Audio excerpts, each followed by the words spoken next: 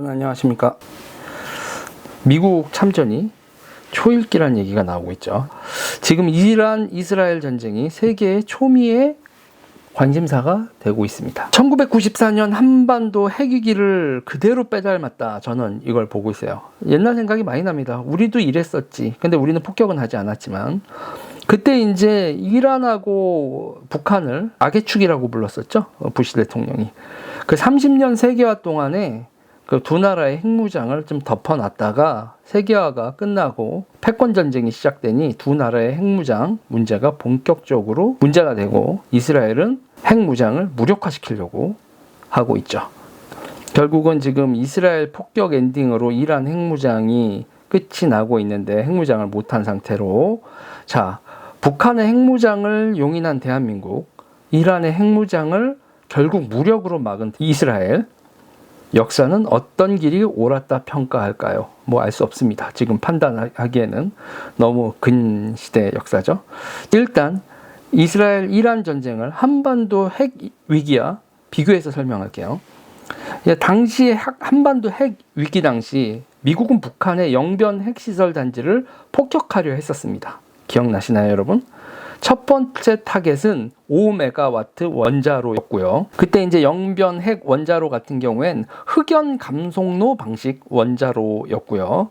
무기급 플루토늄 생산이 가능한 방식입니다. 그래서 영변의 핵심 시설이죠.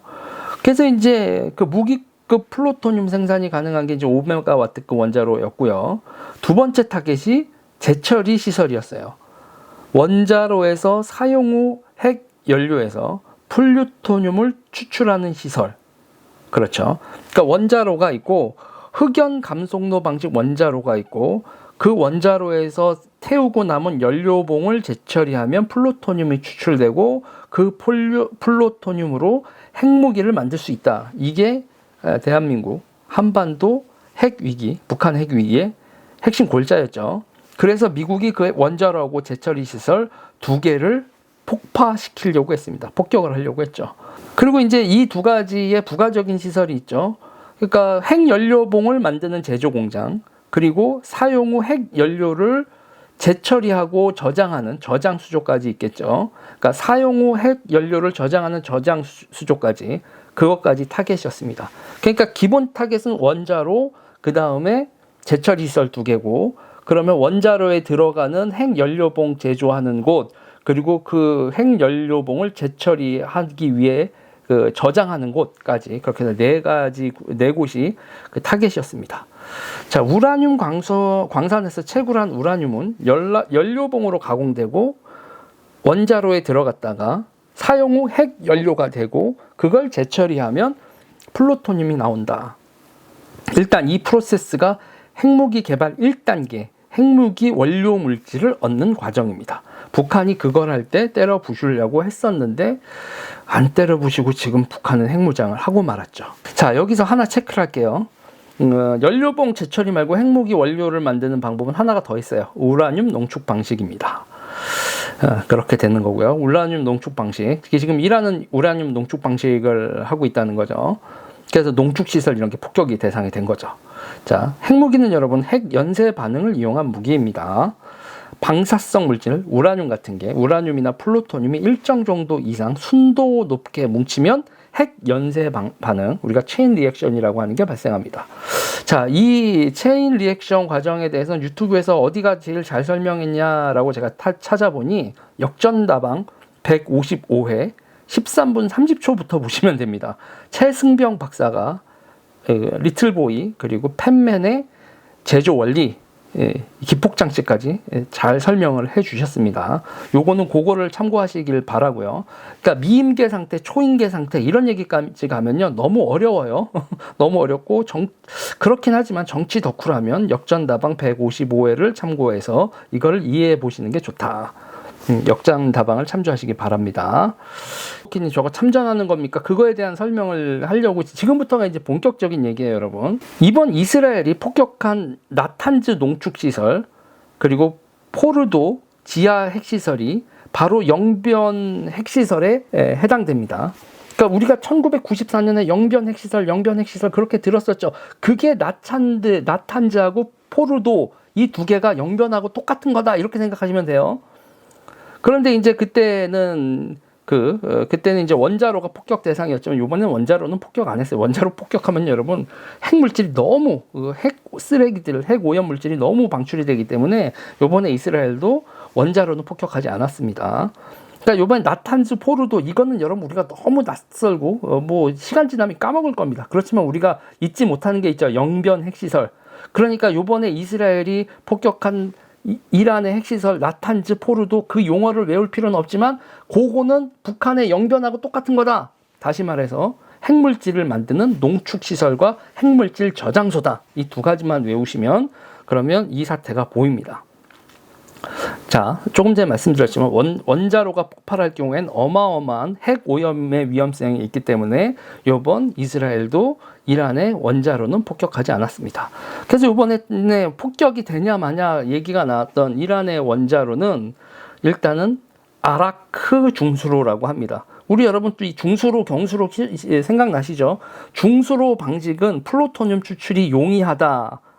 그래서 우리가 북한에다가 플루토늄 추출 안 되고 무기화할 수 없는 원자로 캐도라고 기억나시죠?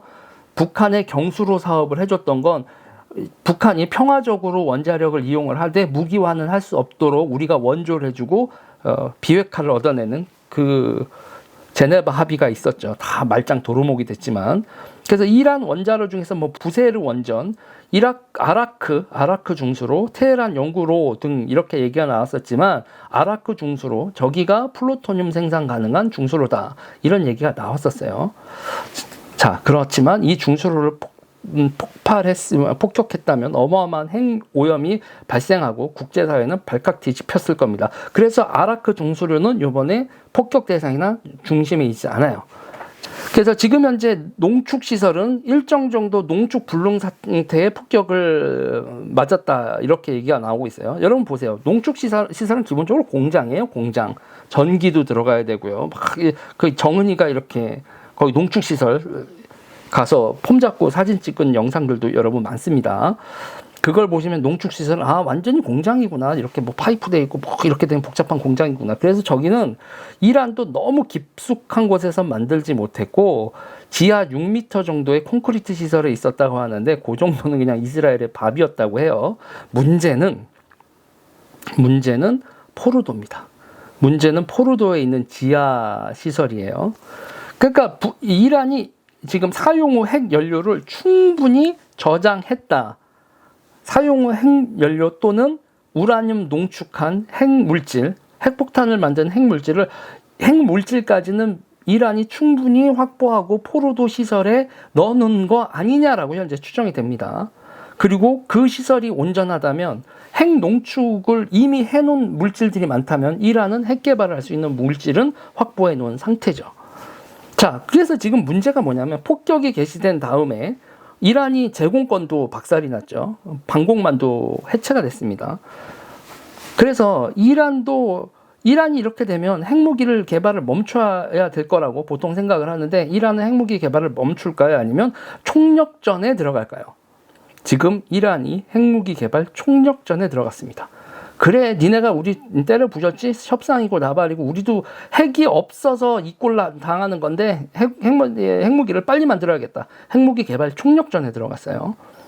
그러면 여기서 이스라엘과 미국의 선택이 남습니다. 포르도 지하 핵시설을 벙커버스터로 끝장을 볼 것인가? 그래서 이란이 축적한 핵물질을 완전 불능화할 것인가? 아니면 쟤들을 냅둬서 결국은 핵무장이 되게 하느냐? 이렇게 되는 문제인 거예요. 그러면 핵물질을 놔둔 채 이란이 핵 개발을 못하게 하려면 계속 무기화를 막기 위해서 방공망을 구축하려고 하면 계속 방공망 무력화시키면서 이란을 계속 비행을 하면서 니네 뭔 짓을 하는 거야? 하고 폭격하고 끊임없이 폭격을 해야 됩니다. 왜냐?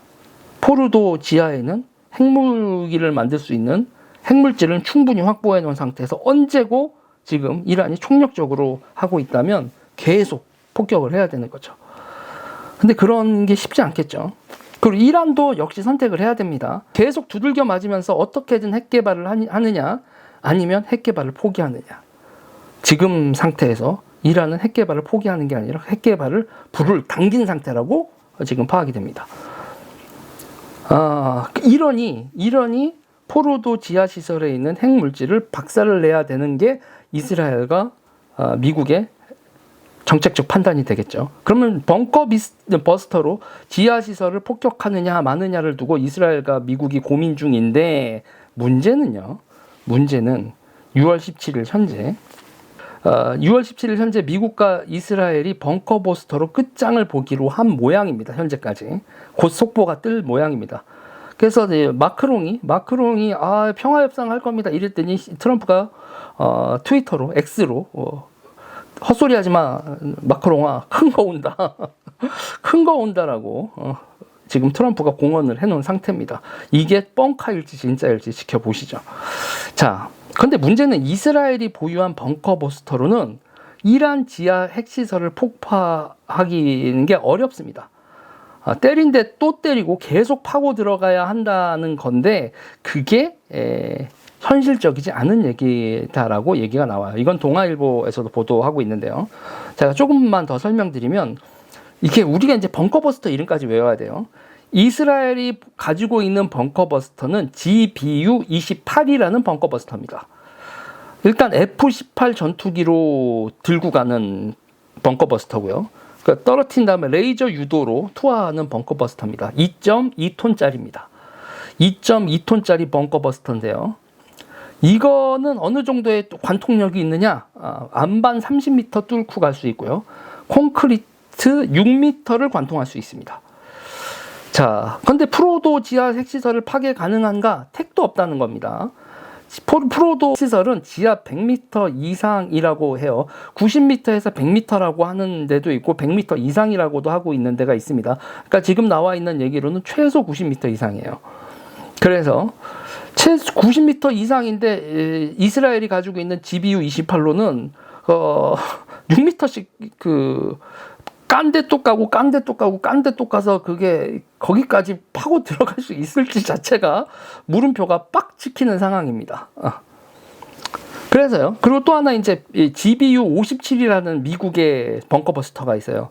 이제 이스라엘의 벙커버스터는 2.2톤짜리라고 말씀드렸잖아요. 미국의 벙커버스터는 14톤짜리입니다.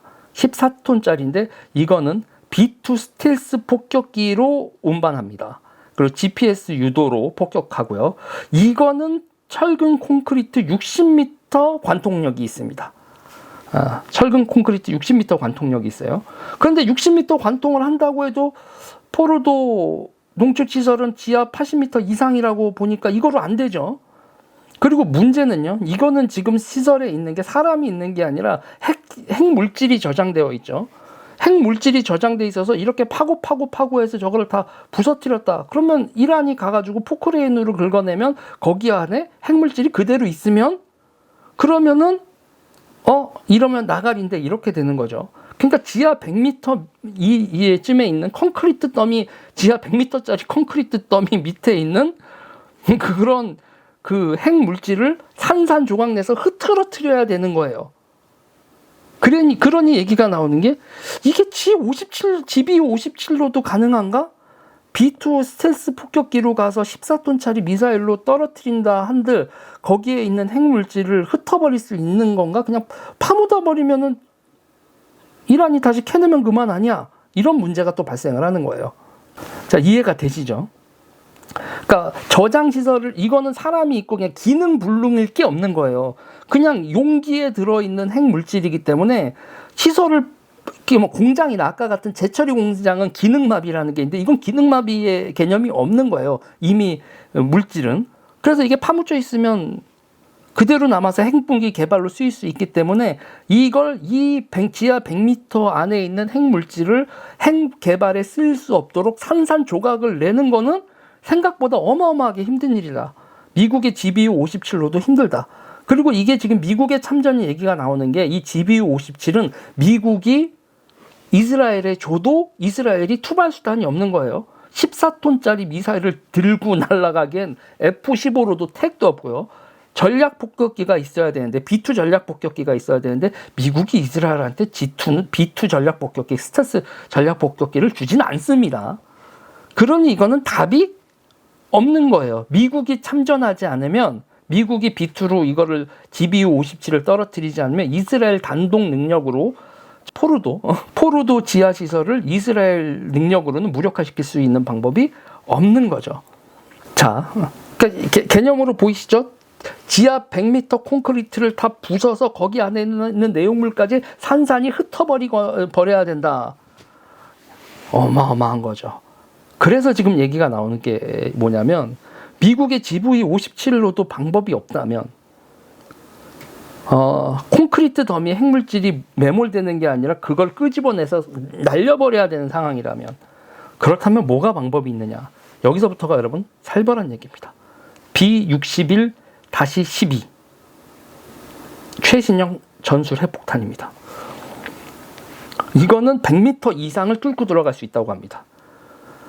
자, 14톤짜리 재래식 무기로는 60m까지 파고 들어갈 수 있는데, 이 B-61-12 최신형 전술 핵폭탄은요 100m 이상까지 관통이 가능합니다. 그리고 이건 핵폭발을 조절할 수 있는 일명 스마트 핵폭탄이라고 하는데, 이게 스마트한 건지 아닌지는 머리가 아픕니다. 그래서 이게 폭탄을 4단계로 조정을 할 수 있는데 0.3킬로톤부터 50킬로톤까지 폭발력을 조절할 수 있다. 그래서 전술 핵폭탄부터 소규모 전략 핵폭탄까지 간다는 거예요. 히로시마 핵폭탄이 15킬로톤이었습니다, 여러분. 15킬로톤이었으니까 B-61-12의 폭발력을 어떻게 세팅하느냐에 따라서 히로시마보다 더 큰 폭발력을 가지고 있을 수도 있다는 거예요. 근데 스마트 핵폭탄이라고 불리는 이유는 지하에서 깊숙이 들어가서 터져버리면 낙진 등의 피해를 최소화할 수 있다는 거죠. 그건 미국의 주장이고, 어쨌든 핵폭탄은 핵폭탄이다. 지금 이란의 지하 핵시설을 무력화하고 그 안에 있는 핵물질을 영원히 쓰지 못하게 산산조각 내서 흩어버리려면 B-61-12를 써야 하는 거 아니냐? 라는 얘기가 나오면서 전 세계가 설마 아니야 제이라 입에 담지 마라. GBU-57을 여러 번 쏠 거야. GBU-57 B2 전투기로 하는 벙커버스터 60m 파고 들어가는 거 60m 까고 또 까고 하겠지. GBU-12를 B2 스텔스 폭격기가 떠서 파고 또 파고 하지. B-61-12 쓰면 이거 핵전쟁이다. 지금 이런 상태가 되고 있는 상황이죠. 여러분 이해가 되셨죠? 그러니까 B-61-12 이 전술 핵폭탄 벙커버스터가 등장하면 이거는 세상이 너무 어질어질해진다. 이런 상태입니다. 그래서 이게 지금 결국은 지금 GBU-57로 까고 또 깐데 가느냐 아니면 B-61-12를 쓰느냐, 어쨌든 이스라엘은 저거 형님들 제가 제거할 수 없으니 미국 형님들이 벙커버스터로 조져주세요. 미국이 참전하는 거다라고 지금 세상은 예측을 하고 있습니다. 지금 인류가 숨죽이며 이스라엘 이란 전쟁을 지켜보고 있는데, 포인트 1번 미국의 참전입니다. 미국의 참전, 미국이 B2 스텔스 폭격기를 동원할 것이냐 거의 확정적입니다. 두 번째, 전술핵 사용을 할 것이냐, GBU-57만 쓸 것이냐, 이게 또 하나의 포인트고요. 자, 그리고 이때까지 이스라엘의 폭격 포인트를 보면 핵시설, 아까 나탄즈하고 프로도 이 두 군데를 폭격을 했고요. 이란 군 수뇌부, 그 다음에 미사일 기지민 발사대, 핵과학자도 암살했고요. 그리고 에너지 산업시설, 가스전 같은 데도 공격을 했습니다. 자, 이란 보고 핵 포기해라 라고 니네의 산업시설이나 에너지 시설뿐만 아니라 제조업체까지, 제조업 공장까지 폭격을 했어요. 니네 원시 시대로 돌아갈래? 아니면은 핵 포기할래? 이렇게 나오고 있는데, 그거에 대한 이란의 대답은 핵 포기가 아니라 전력을 다해서 핵무장을 하겠다라는 거고, 그렇게 나온다면 프로도 핵시설을 끝장내 버리겠다. 이 얘기를 정리해서 말씀드리겠습니다.